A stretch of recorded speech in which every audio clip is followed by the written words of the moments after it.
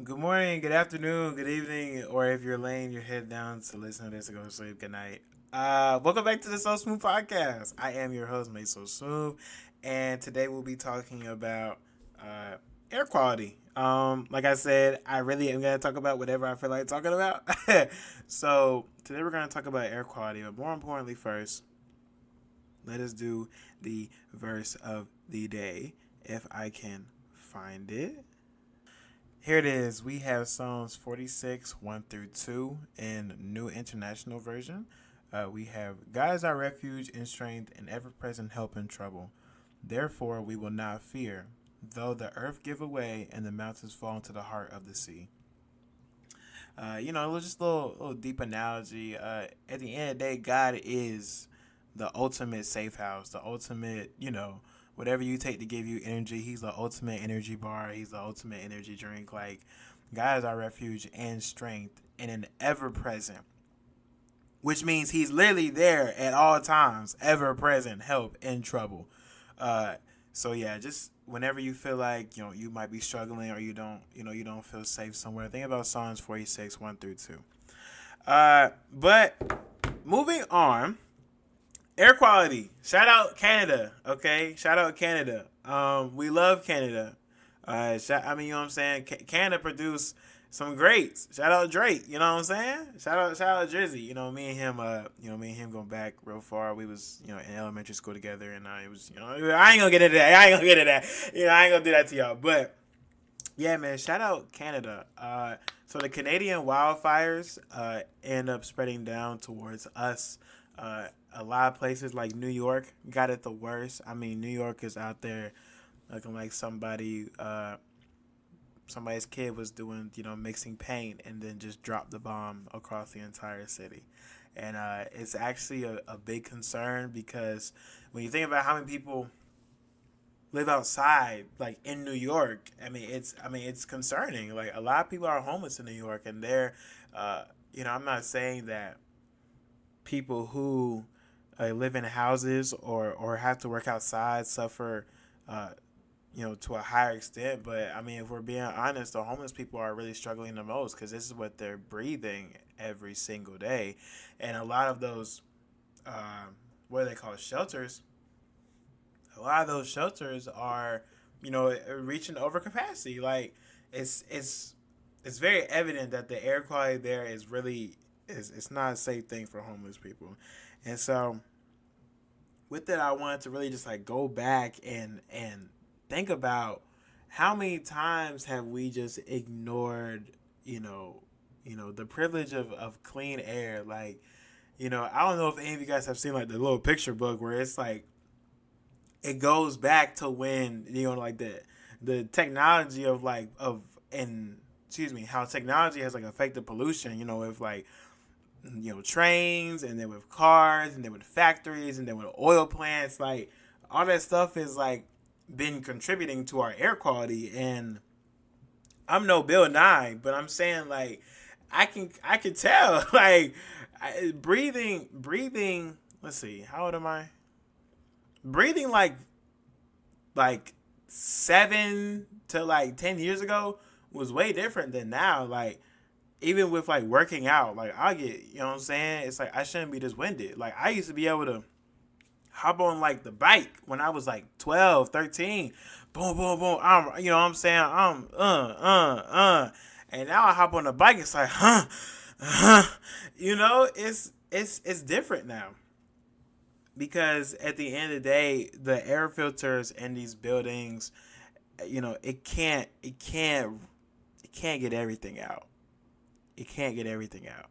And so with the air quality in New York, I know I have a couple. No, I have like a yeah. I know some people down in New York, but pretty much it's like you walk outside, it's hard to like see the road or see the skyline. Like, and I can't even imagine when it get dark. Like, at least here in where I am in North Carolina, like it'll get foggy sometimes, but like more towards like the sky. Like it won't be like foggy on the ground.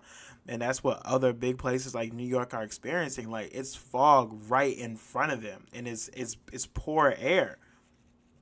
And it's kind of concerning. It's kind of crazy when you think about how the wildfires actually started. So when I was doing some research on, like obviously I wasn't just gonna get on here and talk about this, but when I was doing some research about the whole thing, I actually found out that it was like lightning.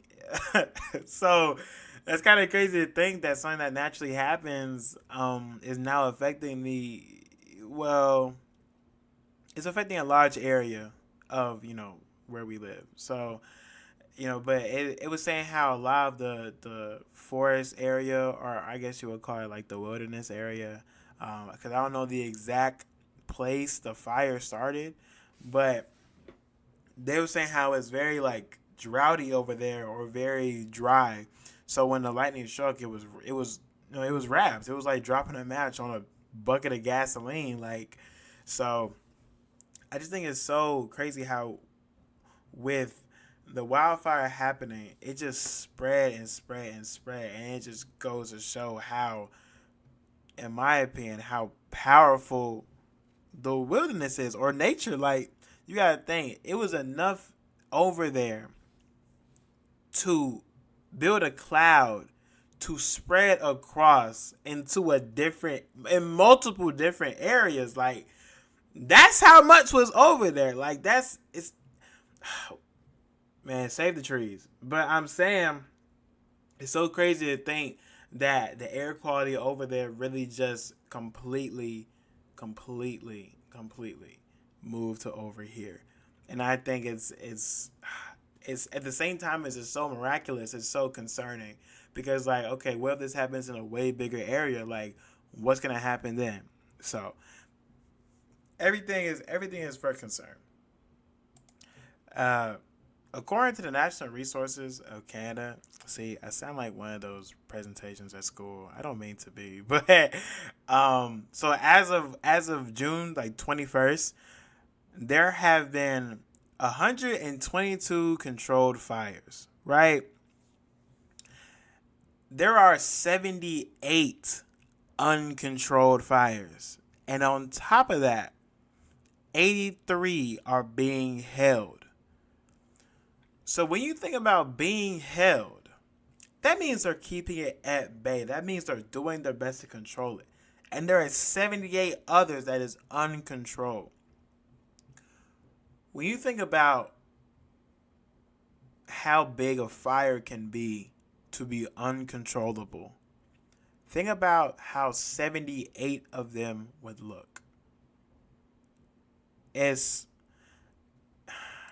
it's so crazy to think that there's people out there fighting currently right now to put a fire out that happened.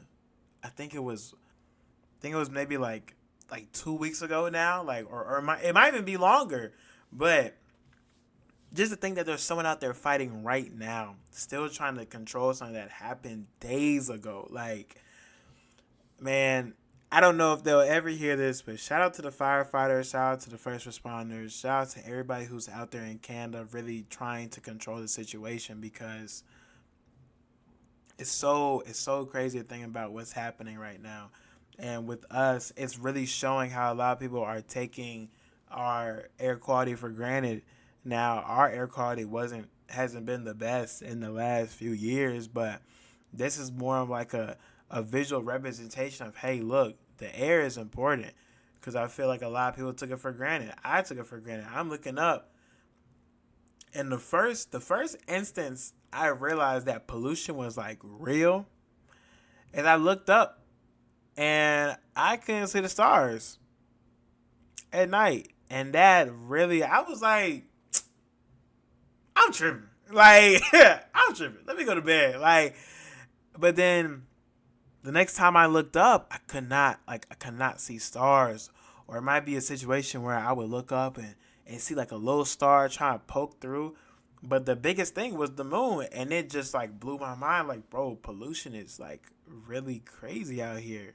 It's really crazy how our sky is literally being killed. And I'm not trying to sound like, no nature activist, but I don't know if y'all realize, but we kind of run on air. Like, we kind of run on oxygen. So I think that should be a concern for everybody. It's just it's just so crazy, man. Like, and now I be out here like trying to drive my car, like not trying to press on the gas, like I'm trying to, trying to help the world, and so it's I do want to give tip my hat out to the people who are going electric. My only concern with electric cars is the battery. Like, obviously, because of how America has shaped throughout the last decades, there's gonna be more gas stations than battery packs. I don't even know what they call, or like, what I'm saying. You kind of like to me, a Tesla is like an Xbox controller. You can play with it, you can drive it as much as you want, but at some point in time, you're gonna have to open that back and throw two more double A's in. You know what I'm saying? And you don't know, it could come at the randomest time. Like, you could be out in the middle of nowhere, no battery pack. You know what I'm saying? For me, if my car about to be on E, all I gotta do is drive max. Unless you in the middle of nowhere, like max 2 miles. Not even that, for real, for real. Cause you can find a little side corner crackhead spot gas station and get some gas there. Even if it don't, even if the gas is weak, it's still gassing your car to get you to the next place. You know what I'm saying?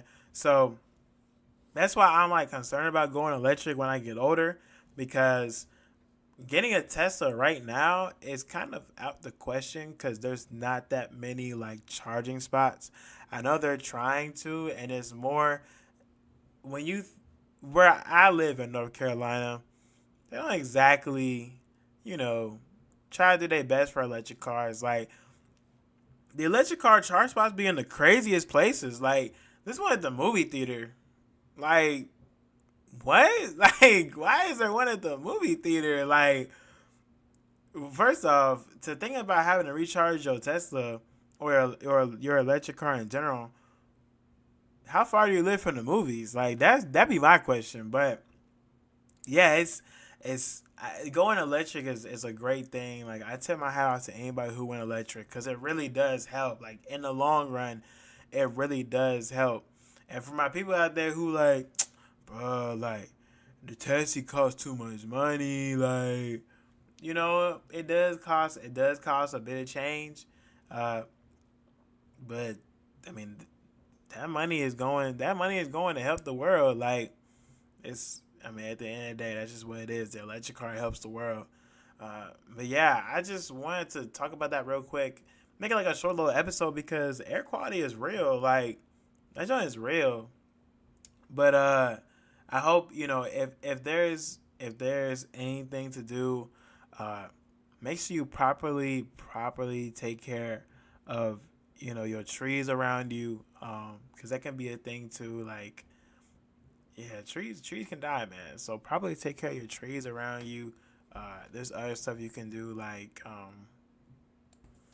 you could do so many things. Like, you could walk to wherever you have to go to. You could carpool. Like, if you're all going somewhere, instead of taking like 4 cars, you could just take like 2. Or if y'all all that small, take 1. Even though I'm a seatbelt guy, you know what I'm saying.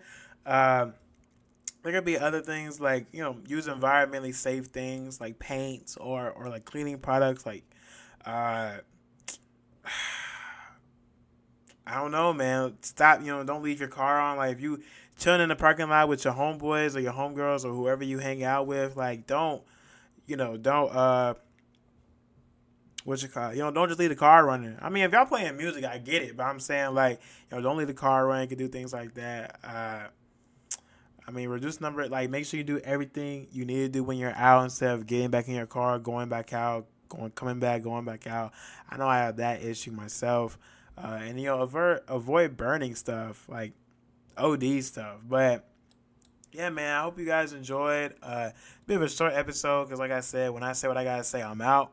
But I hope you guys have a great rest of your day, your good night, whatever the case may be. Yeah, so thank you guys for tuning in.